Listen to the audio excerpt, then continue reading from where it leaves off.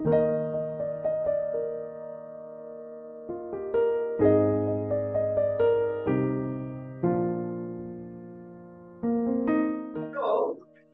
po tayo sa ating pag-aaral po sa ating series of Dear Church.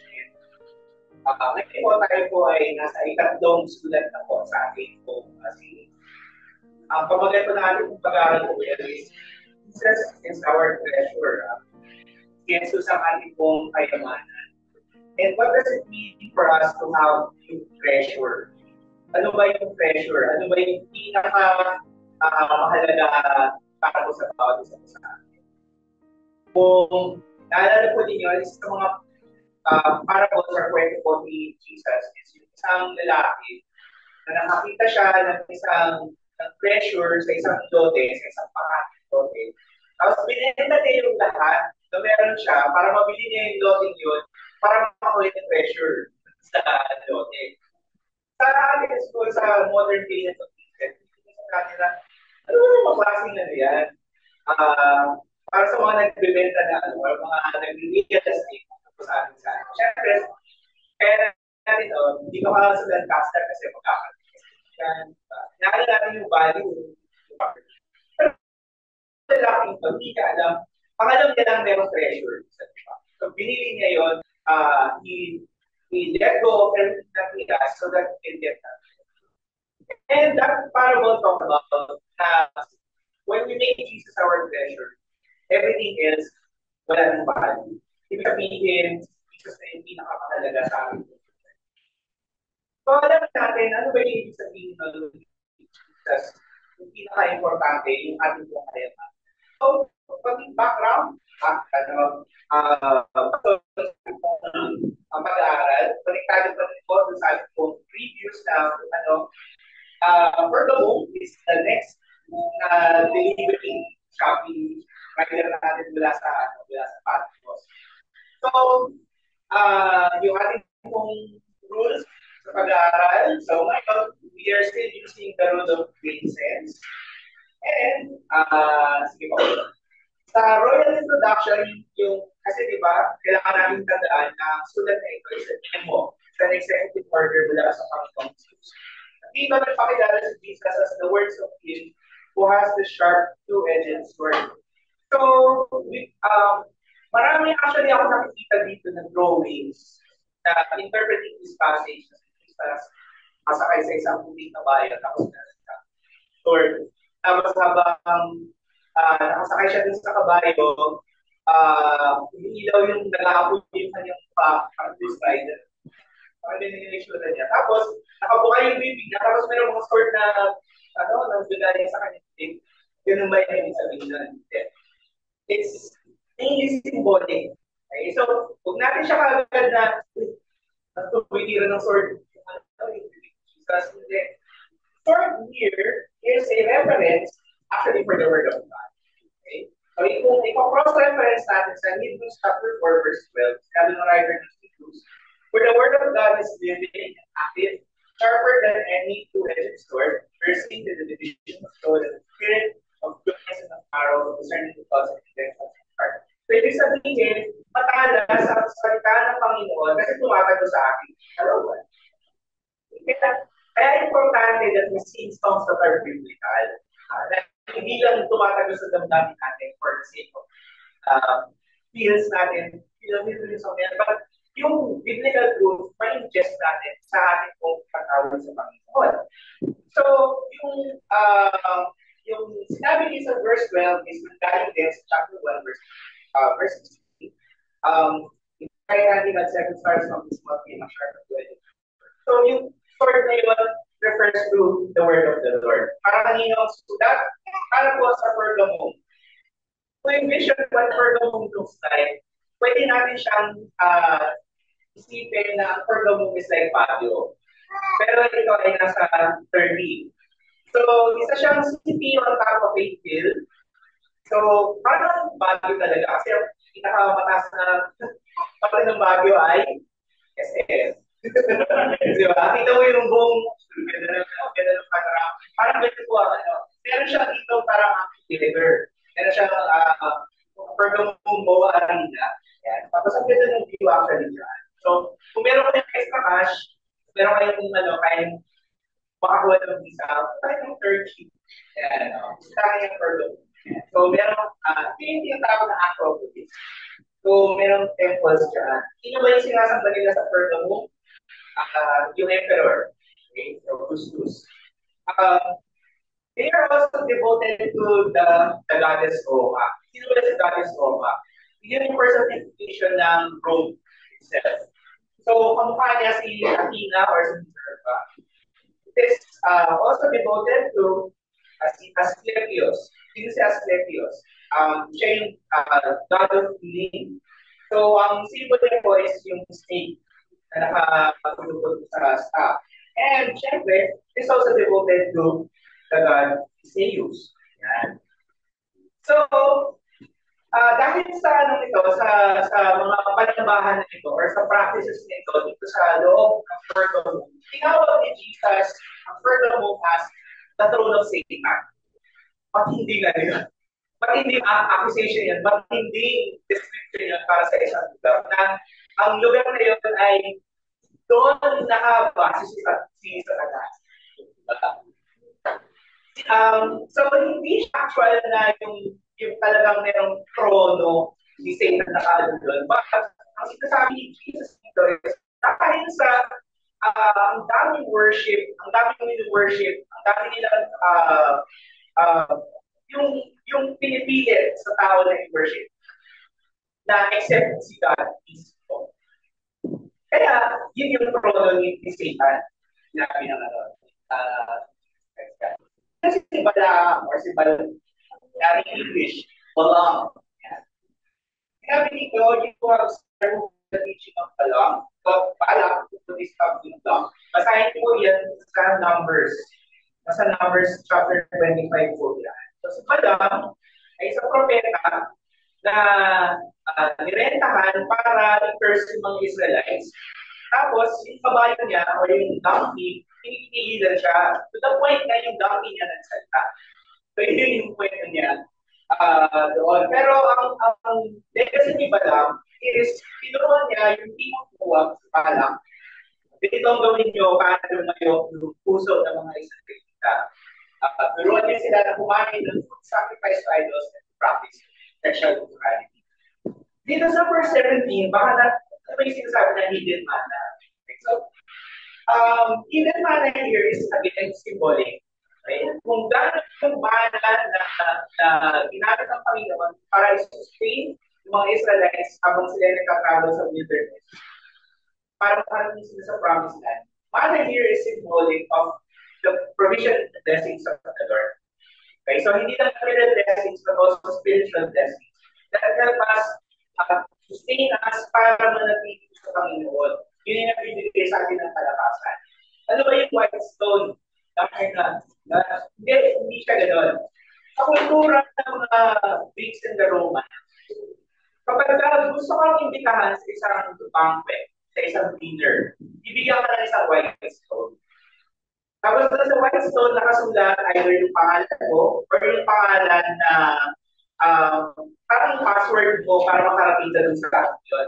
So, dun sa banquet na yun, para alam na guest ka, papakita mo yung white stone. Okay? Pag nakita nila yung white stone, guest to. Tapos nakasulat na yung password, okay. So, yan, tuloy mo kayo. Binibigyan nyo yun, nangyayari doon kapag yung mga nananalo sa Olympics. Gusto silang i-honor ng emperor, bigyan ko ng white stone.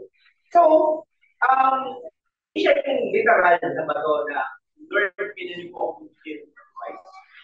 Hindi tayo patakanay ng actual na bato. But white stone is the invitation of God for anyone who wants to be part of the great wedding banquet sa procession of Jesus. Inanggit niya doon sa ating passage, si Antipas. So, sino ba si Antipas? Isang Christian sa Pergamum na namatay para sa kanyang faith. In short, siya po siyang martyr. Okay? Ang pangalan ni Antipas, interestingly, is a derivative or contraction of two words, which is anti. Yung kita mo. Then, yung anti, which is kalaban, anti. Okay? And then, pater, which is father. So yung pangalan ni Antipas, ang ibig sabihin nun is kalaban ng Ama. Okay? Pero ironically, si Antipas, kinilala ni Jesus as a faithful witness. Yung faithful witness na yun is binigay na titulo kay Jesus Christ sa chapter 1, verse 5. Jesus Christ, the faithful witness. And Jesus was generous enough to share that description in Antipas. So, ganun ka-importante si Antipas. Ganun siya naging katapat sa Panginoong Jesus to the point of death. To the point na binuwis niya yung kanyang buhay. Yung Antipas, pinatay siya ng Roman Empire as an example. Ganito mangyayari sa inyo ng mga nagsasabi ng mga Kristiyano kayo. Pero sinabi ni Jesus, ito si Antipas na naging siyang tapat hanggang siya ay patay. So, tingnan mo natin ano ba yung mga katotohanan na sa ating passage. The first is, i-challenge ng mundo kung ano yung treasure mo. Kung ano yung mahalaga sa iyo, laging i-challenge ng mundo yun. So kung mahalaga sa iyo si Jesus Christ, i-challenge you.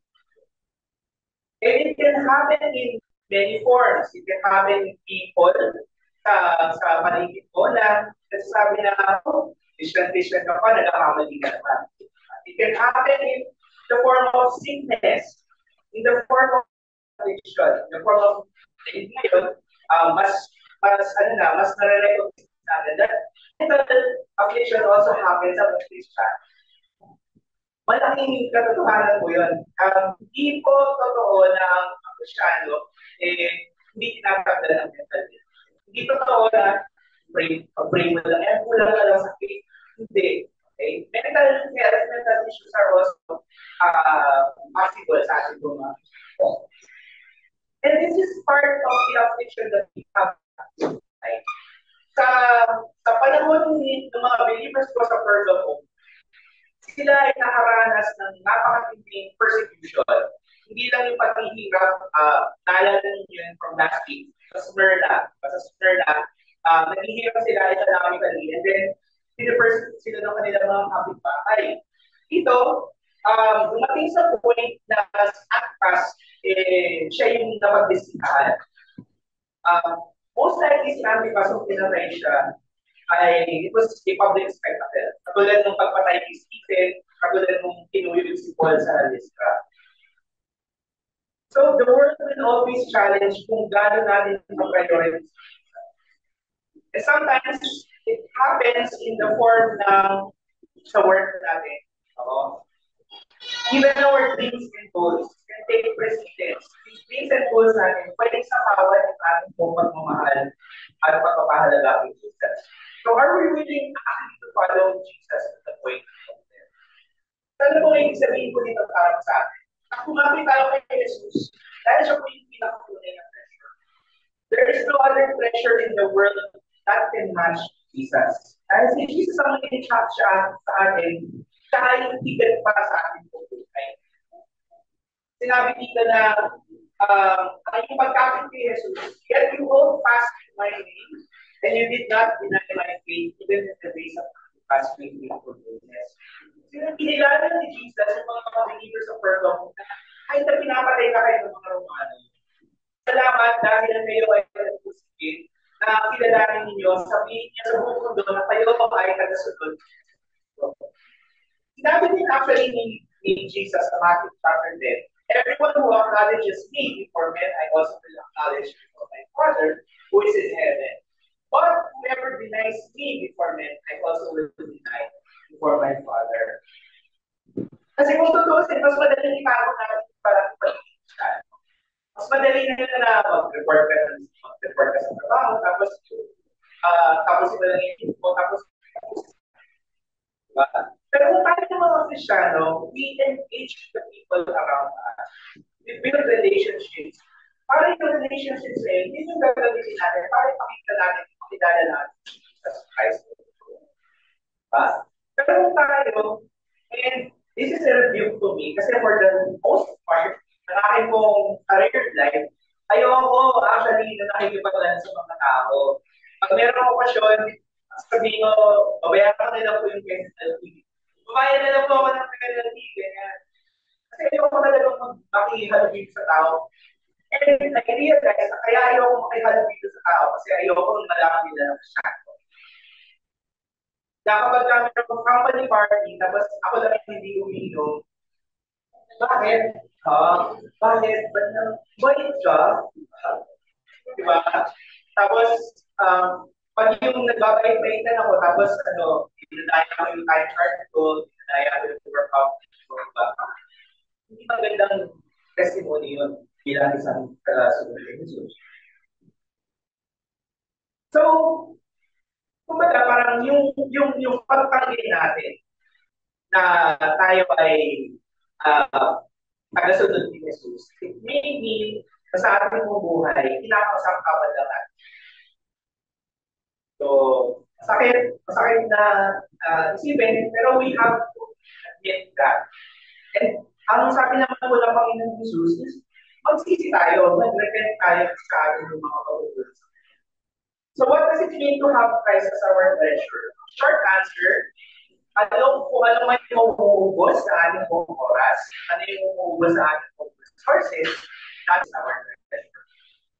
So kung hindi natin binibigyan ng oras ang Panginoon Jesus, kung hindi natin binibigay ng ating resources, yung ating kung makakaya sa ating kung hindi natin binibigay, then it might mean that Jesus is not our treasure. Paano ang binibigay na natin sa Panginoon kung ano tayo? Sana po. Meron po kami dati isang skip. Yung isang cake. So yung cake na yun, nagre-represent hindi yung aking financial blessing. So, pag hinati-hati yung cake, dumating yung tao, nandito na sa karalo ko, ulit nandito na. So, yun yung mga tapos, dumadapit yung Holy Spirit sa yung baka na Holy Spirit. Bigyan mo yung parang word. Teka lang, marami pa akong gagawin. So, yung bigay niya sa gadgets, bigay niya.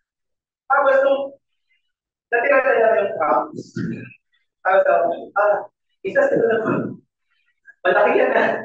So, parang, nakakaya, diba? Nakakaya naman po sa Panginoon siya. Crumbs na Jesus Christ is really our treasure. Kailangan natin siyang pagkukulan ng oras, lakasan, pamahal, na hindi pa sa ating buhay. Pangalawa po, tandaan po natin, may mga tao sa loob mismo ng church na maaaring mag-offer ng mga prayers. The same way na,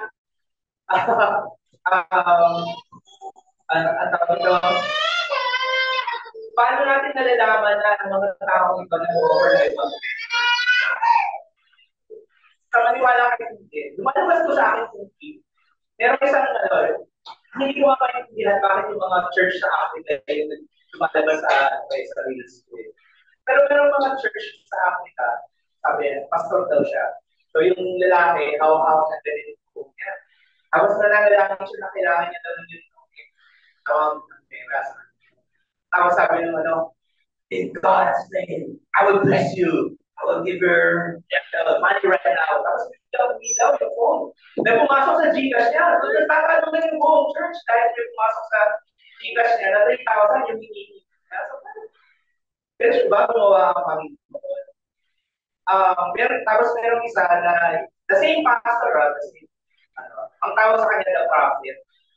So, yung isang gospel singer, kumakanta sa harap ni pastor, tapos kasabuhin niya ng pera. Parang hindi ng church ito. Para sa yung mga yung gusto na ilaw. Ganun na yung lagi. Ganun ba ang dapat pagpiliin natin? What God has blessed us, yung natin ito, and then God will give us what we want. And yun yung ino-threshold ng mga sumaliwala na pinag sa loob ko. There are pastors who preach na yung tinatawag natin ng prosperity gospel. Na gagawin, maniwala ka lang kay Jesus, tapos makukuha mo na ako. Basically, ang tinuturo sa atin ni Jesus is deny yourself, come and follow me. Kasi ang gusto ni Jesus, makikita natin, matagpuan natin, makamit natin siya. Ito na natin from last week. Jesus is our reward. Jesus is what siya lang yung makakapulong sa atin.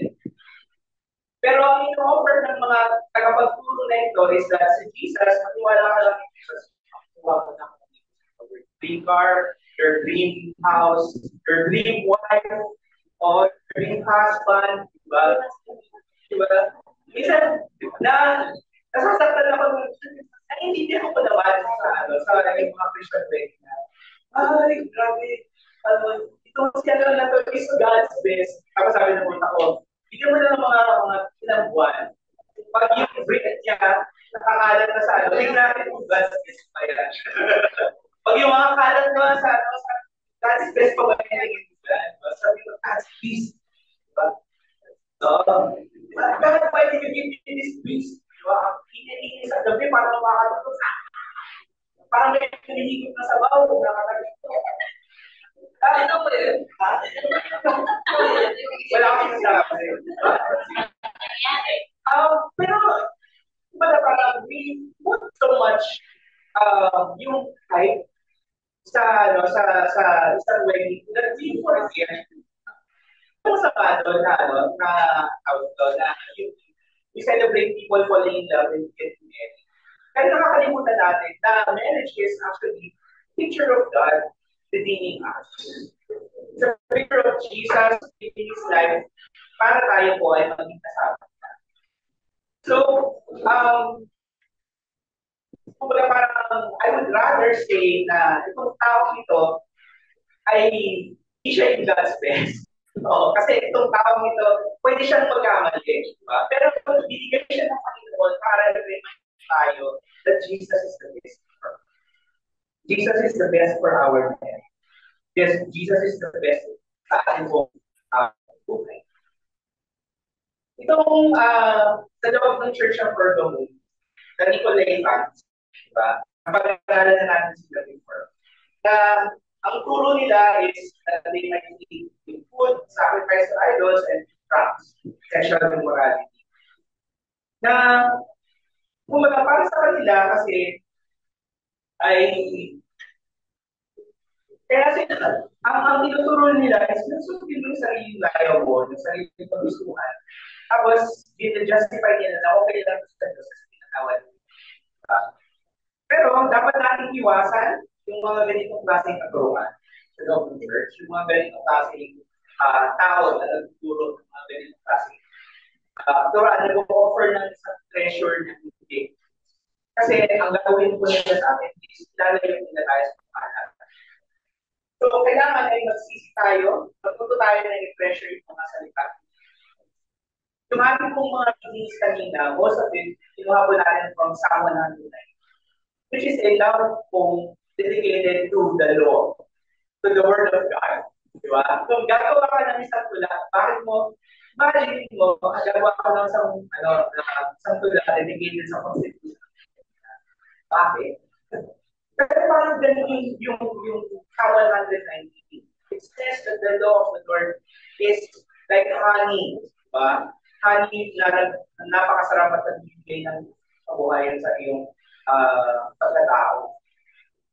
So, winabi na ni Jesus ang Church of Pergamum kung hindi sila magsisisi sa kasalanan, yung nakinig kasi sila, kumbaga parang galing na nag-persevere sila doon sa persecution. Kaso lang, hinayaan nila na lumaganap yung pagkawa ng mga Nicolaitans sa loob ng church.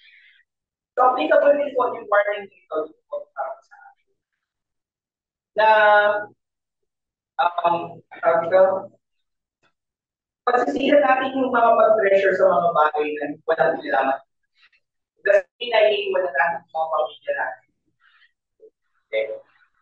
Binigay ng Panginoon natin kung mga pamilya sa atin so that we can show our families, teach them about Christ, listen to the pressure sa atin.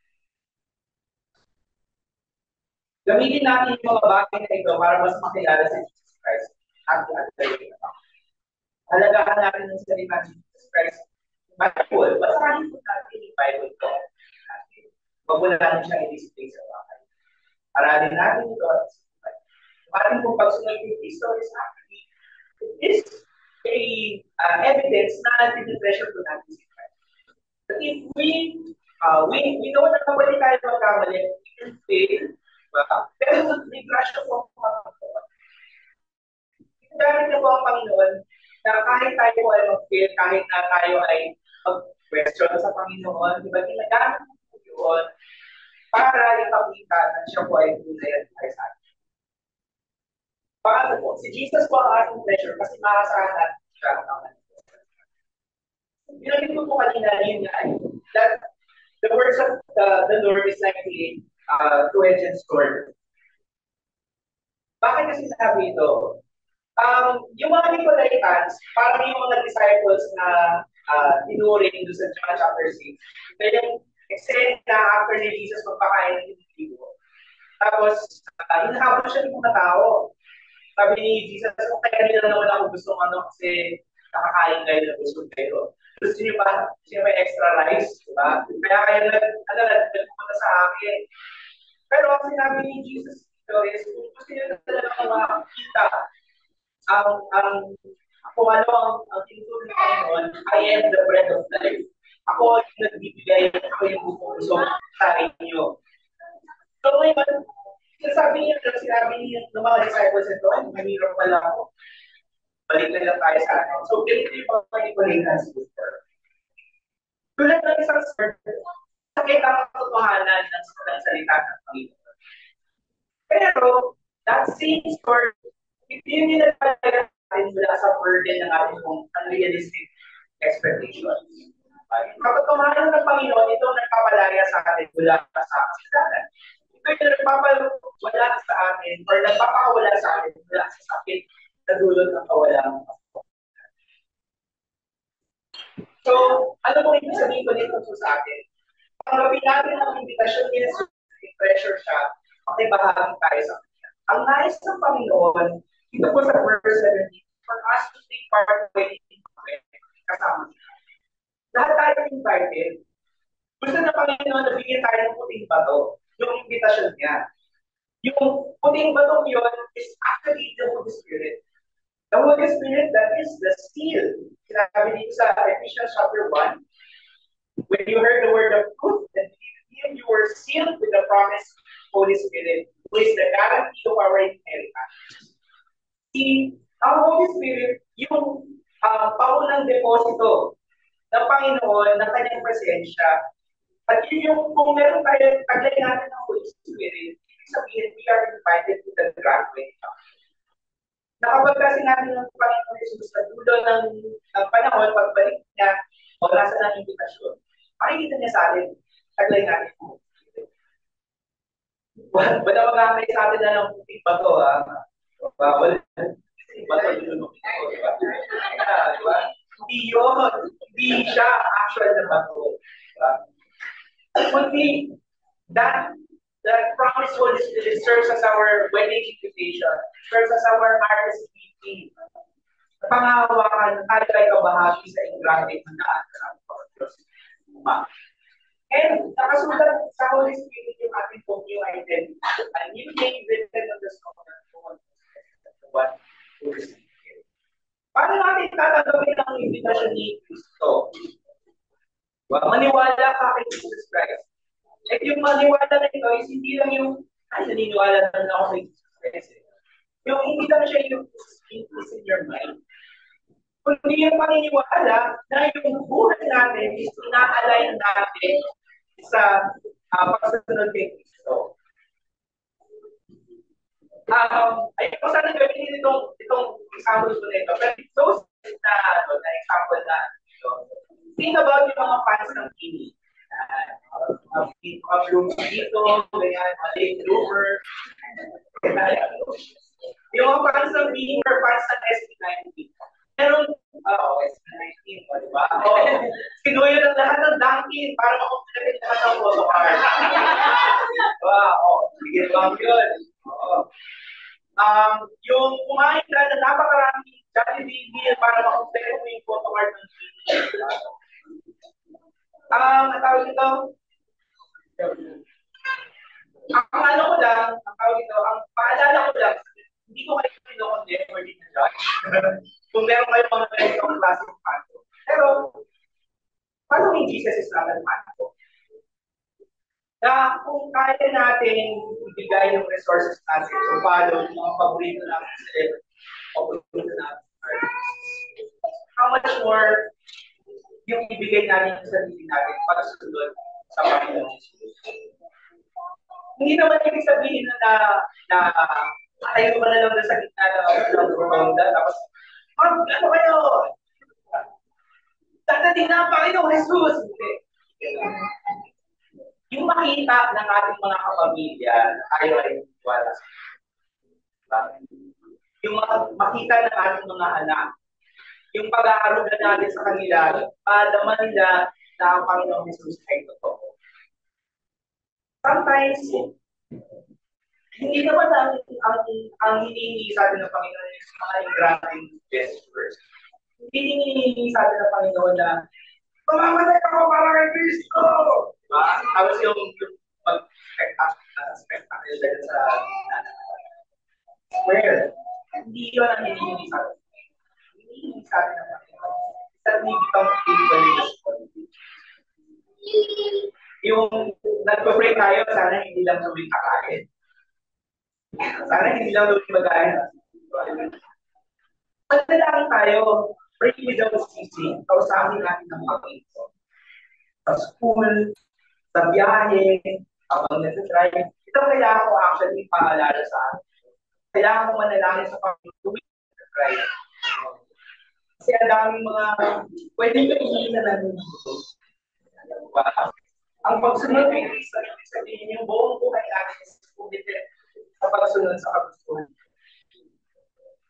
Na if we find ourselves committing to the values that we are part of, Jesus does not want fans. Jesus wants followers. Tagasunod sa kanya. So, paano natin ito treasure si Jesus Christ? Binibigay ba natin sa kanya yung oras, saka sa resources na nararapat sa kanya? O kung ano na lang yung matira, matapos natin tungkulin ito sa family natin, sa work natin, sa play.